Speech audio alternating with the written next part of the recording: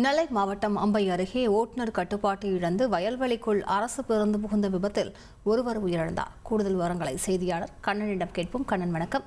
இந்த பேருந்தில் எவ்வளவு பேர் பயணம் செய்தார்கள்? தற்போது அந்த மற்றவர்கள் எப்படி இருக்கிறார்கள்? வணக்கம். நெல்லை மாவட்டம் அம்பை அருகே உள்ள இடைகால் வழியாக ஆலங்குளத்திலிருந்து பாபநாசம் நோக்கி சுமார் 60 பயணிகளை ஏற்றிக்கொண்டு அரசு பேருந்து சென்று கொண்டிருந்தது. இந்த அரசு பேருந்தை இடைகாலை சேர்ந்த முருகேஷ் என்பவர் ஓட்டி வந்தார். இந்த பேருந்தானது இடைகால் விளக்கு அருகே வந்தபோது திடீரென கட்டுப்பாட்டை இழந்து இடதுபுறமாக சென்று கொண்டிருந்த பேருந்து வலதுபுறமாக உள்ள வயல்வெளிக்குள் புகுந்தது. இந்த பேருந்தில் பயணம் செய்த 3 பேர் சாலையில் விழுந்து படுகாயமடைந்தனர். தொடர்ந்து அவர்களை மீட்டு அம்பை அரசு மருத்துவமனைக்கு அனுமதித்த நிலையில் அங்கு ஜெயலட்சுமி என்ற பெண்மணி தற்போது உயிரிழந்துள்ளார். இந்த சம்பவம் குறித்து தகவல் இருந்த பாப்பாக்குடி போலீசார் விசாரணை மேற்கொண்டு வருகின்றனர். போலீசாரின் முதற்கட்ட விசாரணையில் பேருந்தின் ஸ்டேரிங் கட்டானதால் இந்த விபத்து நடைபெற்றதாக கூறப்படுகிறது. இந்த விபத்தில் பெண்மணி இறந்த சம்பவம் அப்பகுதியில் பெரும் பரபரப்பை ஏற்படுத்தியுள்ளது. விவரங்களுக்கு நன்றி கண்ணன்.